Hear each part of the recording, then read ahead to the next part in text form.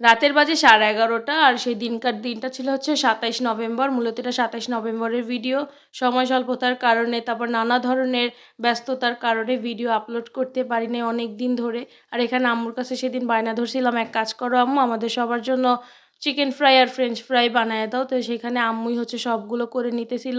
আর এই chicken fry বানানোর main কারণটা ছিল আমার নানা ভাইয়ের অনেক বেশি পছন্দ ছিল হচ্ছে chicken fry, French fry, burger, এই ফাস্ট ফুড জাতীয় খাবারগুলো আমার নানা ভাই অনেক বেশি পছন্দ করত। তো এইজন্য সবসময় আম্মু চেষ্টা করতো, যখনই নানা ভাই শীতকালে আমাদের বাসায় বেড়াতে আসতো, তখনই হচ্ছে চেষ্টা করতো নানা ভাইয়ের পছন্দের খাবারগুলো একটু তৈরি করে দেওয়া। তো এই ভিডিওগুলো দেখতেছি আর নানা ভাইয়ের কথা ভীষণ মনে পড়তেছে। নানা ভাইয়ের প্রত্যেকটা পছন্দ খাবারই হচ্ছে আমার আম্মু চেষ্টা করত যতবার নানা ভাই আসতো ততবার তার পছন্দের খাবারগুলো তৈরি করে দেওয়ার জন্য। আর একটা জিনিস কি, আমাদের কাছে নানা ভাই যেই খাবারগুলো ভীষণ পছন্দ করতো আম্মু প্রত্যেকটা খাবার নিজের হাতে খাওয়াই দিতে পারছে। এজন্য মানে ভিতর থেকে একটু ভালো লাগে, মনকে হচ্ছে একটু সান্ত্বনা দেওয়া যায়। আর মানসিক অবস্থা তো বুঝতেই পারতেছেন, সবারই অবস্থা খুবই খারাপ যাইতেছে, মনের উপরে দিয়ে ঝড়। আর এই ডিসেম্বর মাসটা না আমাদের মানে একেবারে একটার পর একটা বিপদ মনে হয় লেগেই আছে। গতকালকে আমি আমার ছোট মেয়েকে নিয়ে মানে হসপিটাল থেকে রিলিজ পেয়েছি। প্রায় ৫ দিন পর্যন্ত ওকে নিয়ে আমার হসপিটালে ভর্তি থাকতে হইছে।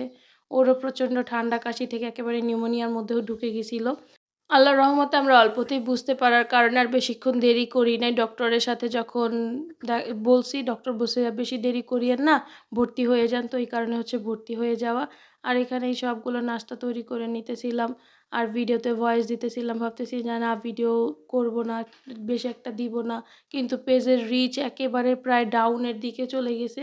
আমি জানি না আপনারা আমাকে মিস করছেন কিনা, কিন্তু আপনাদের কথা আমার অনেকটা মনে পড়ছিল। কিন্তু তারপরও কিছু করার ছিল না। মানে মন মানসিকতা এরকম একটা ছিল না ভিডিও করার মতন বা ক্লিপ নেওয়ার মতন। আর এটা হচ্ছে নিতেছিলাম আমার নানা ভাইকে অলরেডি আমরা খাইতে দিছি। নানা ভাইয়ের ওই ভিডিওগুলো আর আপনাদের মাঝখানে দিব না। আমি একটা মানে লম্বা একটা ভিডিও করছিলাম যে আমার নানা ভাইকে নিয়ে আপনাদের সাথে একটা ভিডিও শেয়ার করব। কিন্তু তখন তো আর জানতাম না যে নানা ভাই আমাদের মাঝখানে আর বেশিদিন থাকবে না। সবাই আমার নানা ভাইয়ের জন্য অনেক বেশি দোয়া করবেন। সবাই ভালো থাকবেন। আল্লাহ হাফেজ।